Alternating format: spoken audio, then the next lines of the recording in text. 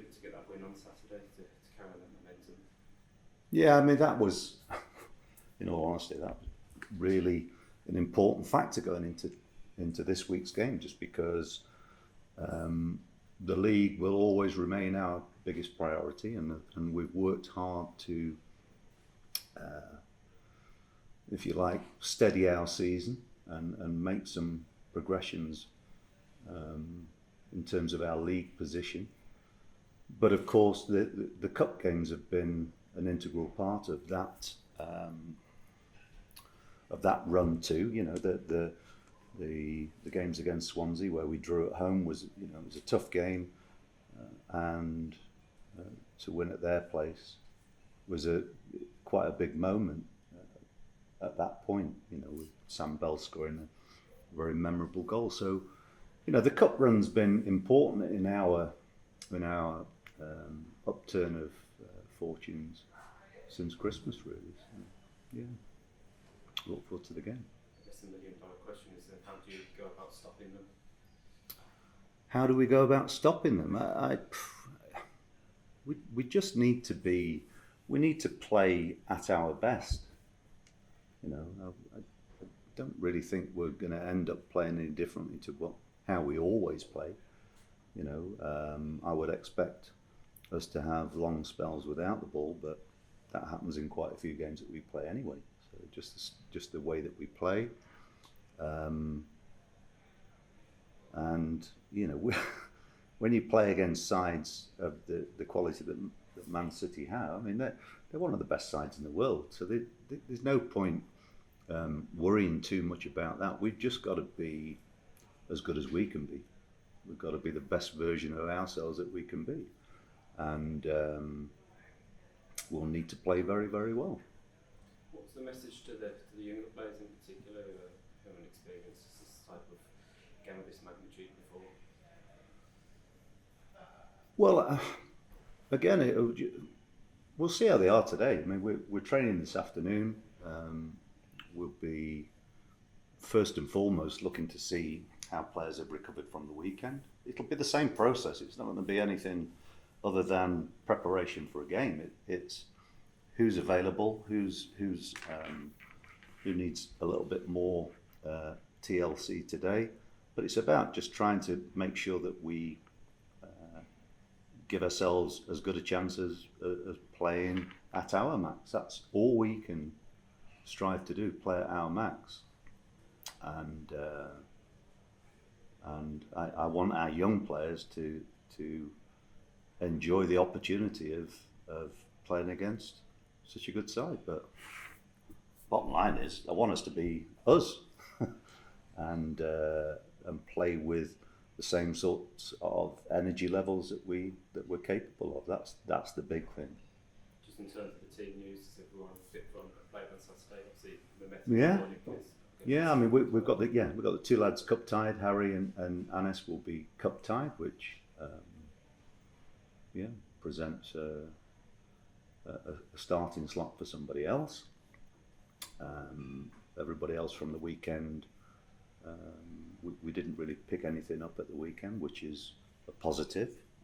We'll have maybe 4 players on the bench from the academy that people won't have seen, because that's, you know, we'll take that opportunity to fill those spaces with young players to get some experience of a big game environment. Why not? Yeah, I think it's going to be a special occasion for a lot of those players. But for you, does it hold any significant weight this game at all? Is this your first game up against Pep Guardiola? Oh look, come on. It's us against them. It's not about managers. It's not about me. You know, the important thing here is we've won 2 cup ties and gained an exciting tie against a top side. Outside of that, I mean, it helps us as a football club. It's cup games are a chance of earning some revenue. That's the reality of where we are, and I think it's also an occasion that hopefully our fans will enjoy. but they'll only enjoy it if we play well and cause them problems. You know, it's not. You know, this is not anything other than an opportunity to get the best performance that we can get out of our own players. So outside of that, I don't see anything else as being particularly important. It's we worked hard to go 12 games unbeaten, and we needed a good run. So we'll be fighting as hard as we can to keep that going. So you signed Riyad Mahrez, who's featured tomorrow. Would you say that was your best pound signing you've made? Again, I don't think about them as being mine at all. It's look, when you're at clubs and you do business to improve squads, it's about improving the squad. So, but look, without dismissing the question, I don't want to do that. He's turned out to be he's had an incredible career, and he was a very exciting talent when we signed him, and he's gone on and proved what an outstanding footballer he is. But I suppose the answer to your question is yes. But I didn't want to just do one word. Can you see shades of Anis Mehmeti in the way that they go inside? They're very different. But look, what is similar is when you get players who excite supporters, then I think that's a real added bonus to any side. And I think it would be a silly comment for me to sort of compare them, but it's always good to have players in your team who actually excite your fan base, because I think, you know, whenever those players receive the ball, there is an expectation, even if things aren't going well on the day, that something may change, and so that's always a positive thing to have. So, you know, again, when you try and construct a squad or a team, it's nice to have different types of players within that squad, with any given team. And given Pep's options and his ability to rotate, does that always make it more difficult to prepare for how you're going to deal with certain players? Not really, because whoever plays, they'll be on paper much better than us. But again, why worry about something like that? I'm not going to second guess what what their side will be. Whoever plays, there'll be a very, very good starting 11. The question I have on as well as the potential to see any more dance moves on the touchline. I doubt it. I very much doubt it. Yeah, I don't like being caught doing stuff like that. But what was the? That's not for your ears, I'm afraid. Thanks. It's okay. Anybody else? Nigel, just on your dancing, actually, Casper Schmeichel, I was reading, was saying that you're actually a ballroom dancer who can do. Used to be a long time ago. But surely, if you beat City, you'd throw a few more moves for us. I probably wouldn't do. No, probably not. Not now. No, you're all watching. No. How much does the FA Cup still burn for you? You were a losing finalist, of course, way back in the 90s with Borough. I mean, how special is it for you? I think the domestic cup competitions are always going to be important, and you know, I've been lucky enough to play in a winning side of the League Cup. So, but the FA Cup, I think, is the one which still has a mystery about it, and something that's quite traditional too. So, there have been times where I think it's appeared that some of the big clubs have not been as keen to keep the tradition going, but I think that's gone full circle. And I think if you look at both cup competitions now, they are an opportunity to win a trophy. So they're very, very important. I think the FA Cup will always be the premier domestic competition, cup competition. So yeah, it's something that I think fans look forward to as well. You are 12 unbeaten. Can you do something sensational? Well, we'll have to wait and see, won't we? I mean, it will be sensational if something like that happens, of course, because they are an outstanding team, squad of players, with an elite manager who's up there with the very best. But we'll see what happens. I want us to be as good as we can be on the night. So that's really the main aim for us is for us to perform as well as we can, and for some of our players who have earned the opportunity to play against such a good team, a chance for them to see how good they can be on the night. Someone like Alex Scott, maybe, who's sort of seen as a Premier League player and waiting a big stage for him this game. Yeah, it is, and but it is for all of our players. But Alex Scott's had it's his second season. He's been one of our best performers over the 2 years, and at 19, he's really developed hugely over the last 2 seasons. So I'm sure he'll be looking forward to the game. And just finally from me, Max O'Leary's getting a new deal. Yeah. Confirmed today. How good is he thinks it's coming in October? Well, he's had over the last 2 seasons. Last season he had a spell of about 12, 14 games in the side.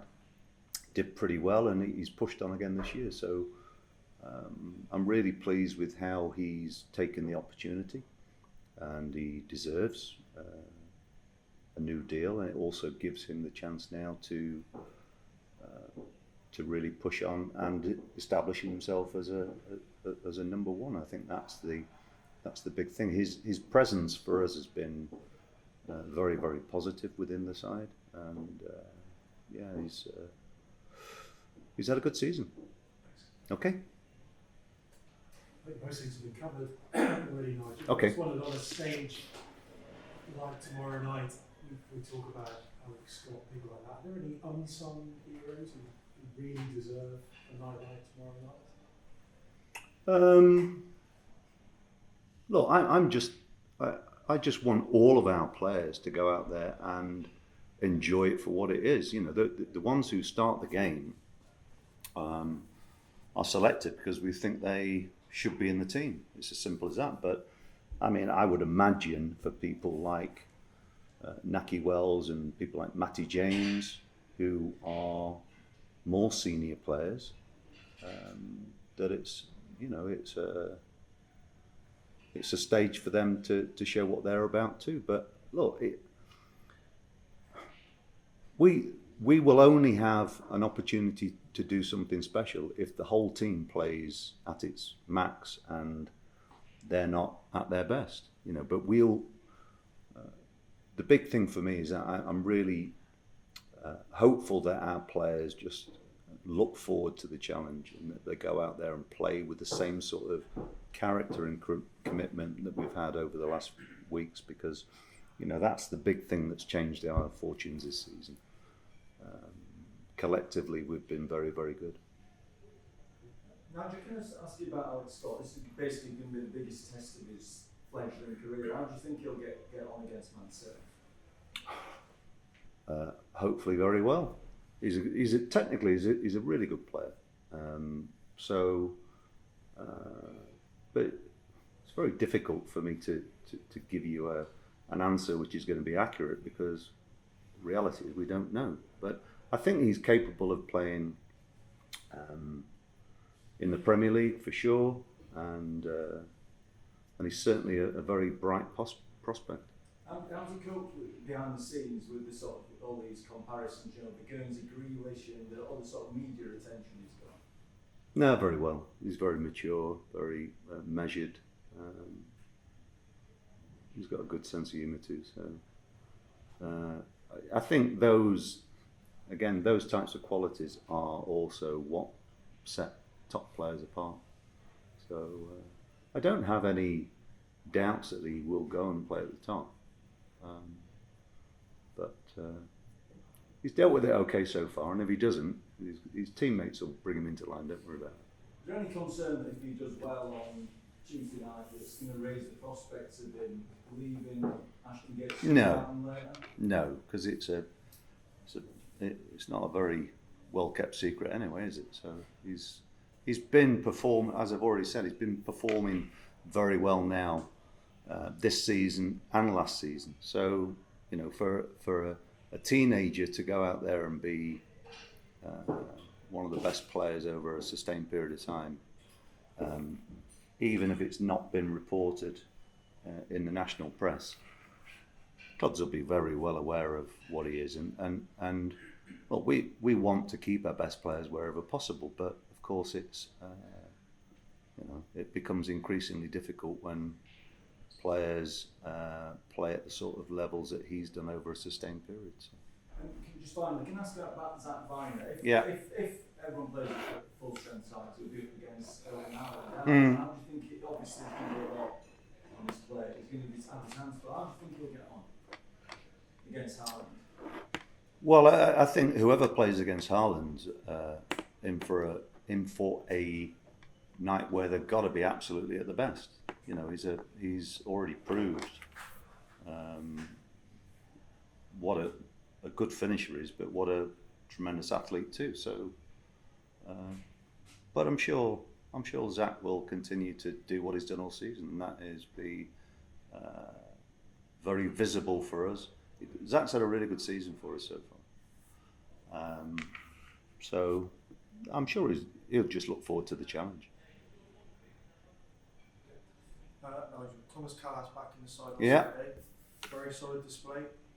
How confident are you that he's kind of up to speed for such a high intensity game like this after so long out? We'll find out. But look, he's an experienced performer. He's an international too, so you know he's played at a level where he knows what he's good at himself, and so I would expect him to use his experience as he did at the weekend to fill in the spaces of any potential gaps that there might be in his game. And I think that's what experienced players do, that they're able to make adjustments because they understand their own game. But of course, he, like everybody else, has got to be at the top end of his game. But you know, with any experienced player, I think it's really important that they are able to lean on those past experiences to help them through.